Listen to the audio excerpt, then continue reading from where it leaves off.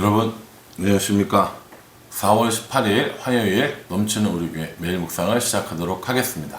오늘 본문 말씀은 민수기 15장 1절부터 21절까지 말씀입니다. 여러분 어제 본문에서 이스라엘 백성들이 하나님을 원망하였고 또 그래서 그들이 광야로 들어가게 되었음을 살펴보았습니다. 그럼에도 불구하고 이스라엘 사람들은 하나님 말씀에 순종하지 않고 또 자기들의 고집대로 이렇게 하려는 것을 살펴보았습니다. 오늘 15장에 보면 하나님께서 이스라엘 백성들에게 제사법을 알려주십니다. 이렇게 쭉 묵상하다 보면 좀 이상하죠?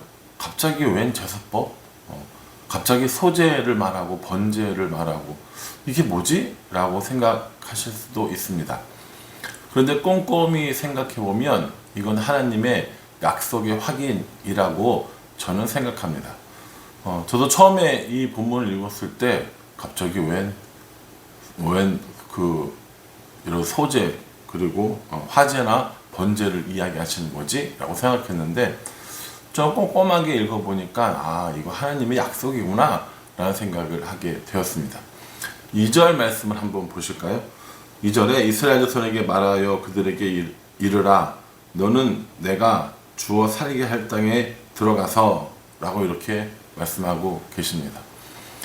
저는 이 말씀을 묵상했습니다. 내가 주어 들어가 살게 할 땅.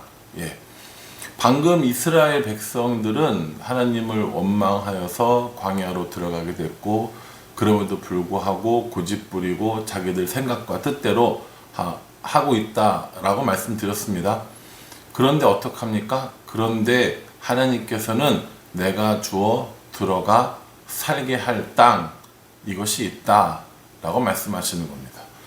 그렇게 원망하고 그렇게 불평하고 그렇게 투덜거리고 해도 하나님께서는 그 약속하신 것을 신실하게 지키시겠다라고 말씀하고 계시는 겁니다. 모세를 돌로 치려 했던 사람들 그리고 믿음의 눈으로 보지 않고 하나님의 약속을 믿지 않았던 사람들 그 사람들을 향한 하나님의 분노, 하나님의 징계가 분명히 있었습니다. 그런데 하나님께서 또다시 이스라엘 백성들을 향해서 뭘 약속하고 계십니까? 가나안 땅에 들어갈 것, 약속한 땅에 들어갈 것, 내가 너희에게 줄 땅이 있다는 걸 다시 한번 이야기해 주시는 겁니다. 그래서 하나님께서는 이스라엘 백성들이 그 땅에 약속한 땅에 들어갈 것을 기정사실화해 주십니다. 그래서 화제는 이렇게 드리고 번제는 이렇게 드리고 다른 제사는 이렇게 드리고 하면서 여러 가지 제사법을 알려주시는 거죠. 뿐만 아니라 하나님께서 거기다가 은혜를 하나 더 더해 주시는 것이 있는데 그것은 14절 말씀입니다. 너희 중에 거류하는 타국인이나 너희 중에 대대로 있는 자나 누구든지 여호와께 향기로운 화제를 드릴 때에는 너희가 하는 대로 그도 그리할 것이라 라고 말씀하십니다. 원래 기본적으로 이런 제사법은 누구에게만 적용되는 거냐면 13절에 나오는 본토 소생에게만 적용이 되는 문제입니다. 이스라엘 사람들에게만 해당된다는 것이죠. 그런데 하나님께서 함께 거주하는 사람들에게도 이 제사법을 적용시키도록 알려주고 계십니다. 한 번만 이 사람들을 이야기하신 게 아니에요. 14절에 거류하는 타국인, 15절에 또 거류하는 타국인 이렇게 얘기합니다. 16절에도 거류하는 타국인 이렇게 이야기를 하는 것이죠. 그러니까 하나님께서는 단순히 이 제사법이 혹은 율법이 이스라엘 사람들에게만 적용되는 것이 아니라 함께 거류하는 타국인에게도 적용된다라고 이렇게 말씀해 주십니다. 저는 이걸 두 가지 의미가 있다고 생각을 합니다. 첫 번째는요, 하나님께서 함께하는 이 거류민들, 타국인들에게도 은혜를 베풀어 주시는 거죠. 그들도 동등하게 하나님을 섬길 수 있도록 해주신다는 겁니다. 이스라엘 사람들은 선민 사상을 가지고 있었습니다. 그래서 그 선민 사상을 통해서 자신들만 구원받았고 자신들만 선택받았다고 생각을 하고 있었던 거죠.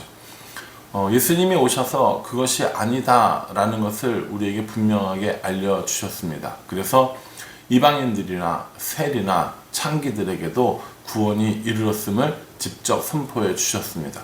또 사도행전에 가면 베드로가 고넬료를 위해서 기도해 주고 또 그들도 성령 받는 것을 통하여서 이방인에게 구원이 전파됨을 말씀해 주셨습니다.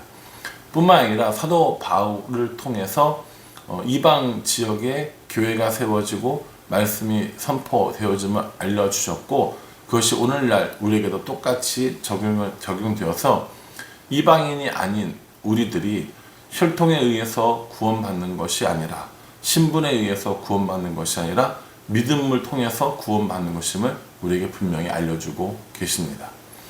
그러니 하나님께서 오늘 이 이스라엘 백성들에게 주시는 계명을 타국인들에게도, 함께 거주하는 타국인들에게도 적용시킴을 통하여서 이방인들에게도 누구든지 하나님을 믿는 사람이면 하나님을 섬길 수 있고 제사 드릴 수 있다라는 사실을 알려주고 계시는 겁니다.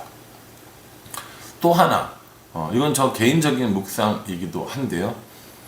여러분 예전에 그 신문 기사에서 읽었는지 책에서 읽었는지 제가 기억은 안 나는데, 제가 어떤 글을 읽은 적이 있었거든요. 거기에 도시에서 일하다가 농촌으로 내려간 어떤 사람의 기사가 있었습니다. 귀농한 거죠. 귀농해서 열심히 이렇게 그 농사를 져서 유기농산물 인증 마크를 받고 싶었던 겁니다. 유기농산물이 어떤 겁니까? 농약을 사용하지 않거나 일정한 어떤 그런 규칙, 일정한 그 조건이 맞아야 되는 거겠죠.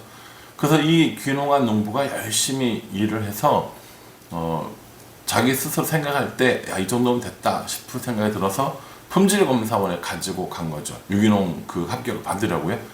근데 안 된다라고 하는 거예요. 그래서 왜 안 되느냐 그랬더니 농약 잔류물이 검출되었다라는 통보를 들은 겁니다.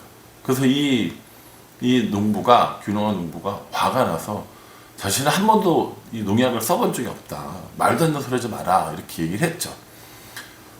그런데도 불구하고 검사 결과가 잔류 농약물이 있다고 하니까 씩씩거리면서 집으로 돌아가서 이야기를 했죠. 그리고 자신이 사용했던 방법들을 아무리 다시 살펴봐도 자신이 농약을 쓰거나 이러한 적이 없다는 사실을 확인한 겁니다.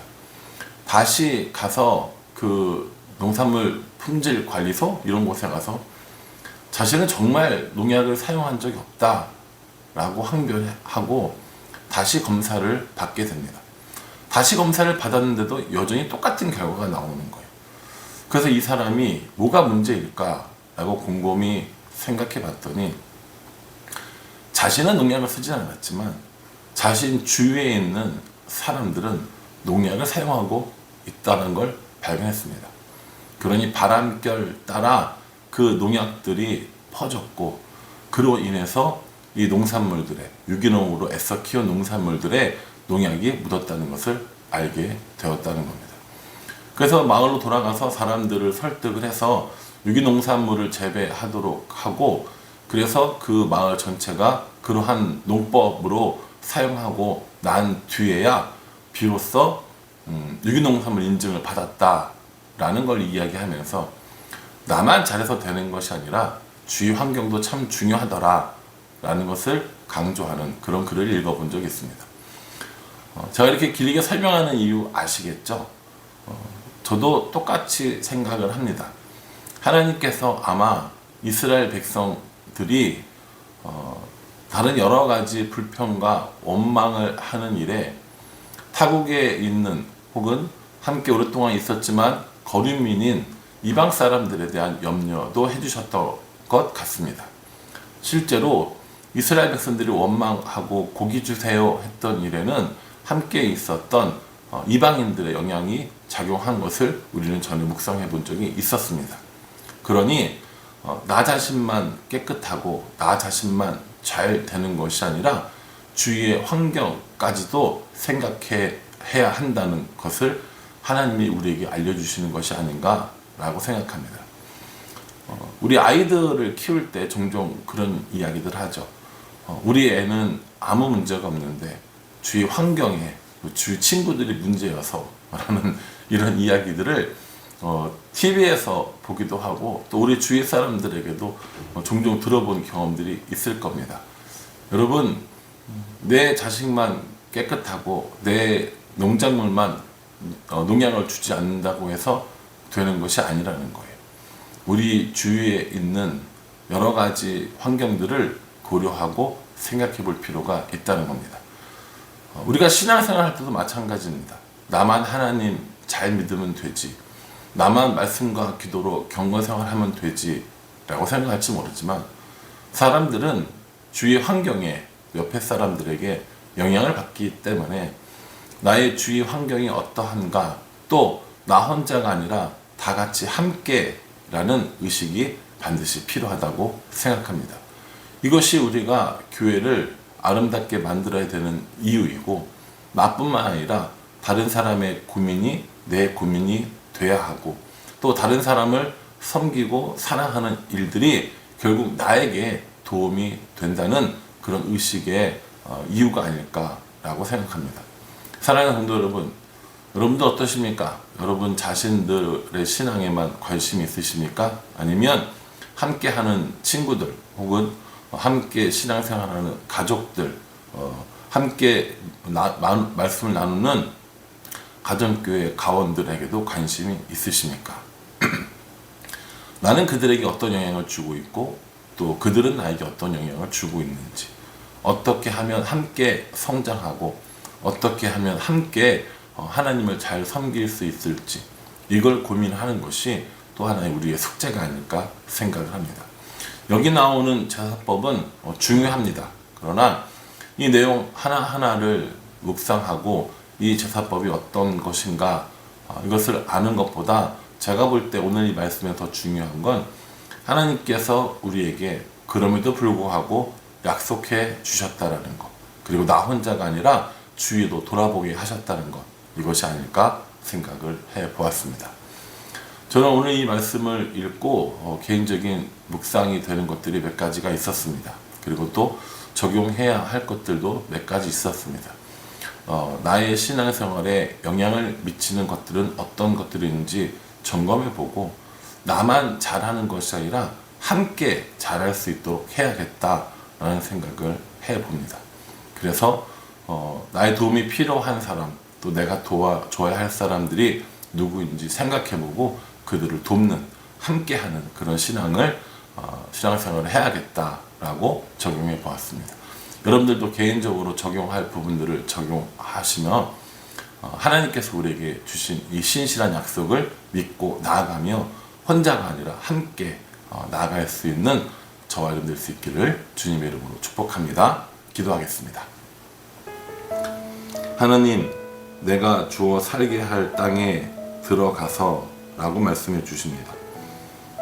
제사법에 대한 이야기는 나중에 하셔도 충분할 텐데, 하나님의 약속을 다시 기억하게 하기 위하여 불평하고 대적하고 거역하고 모세를 돌려치려고 했던 그 사람들에게 다시 약속해 주십니다.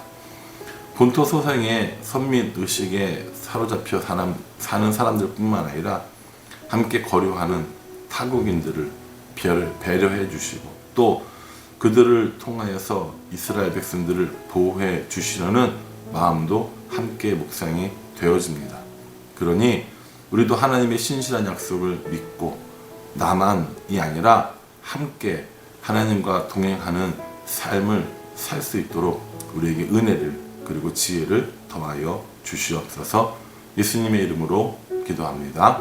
아멘. 예, 여러분, 오늘 이 말씀을 잘 묵상하시고 또 말씀의 인도하신 따라 살아갈 수 있는 우리가 되기를 간절한 마음으로 기도하겠습니다. 감사합니다.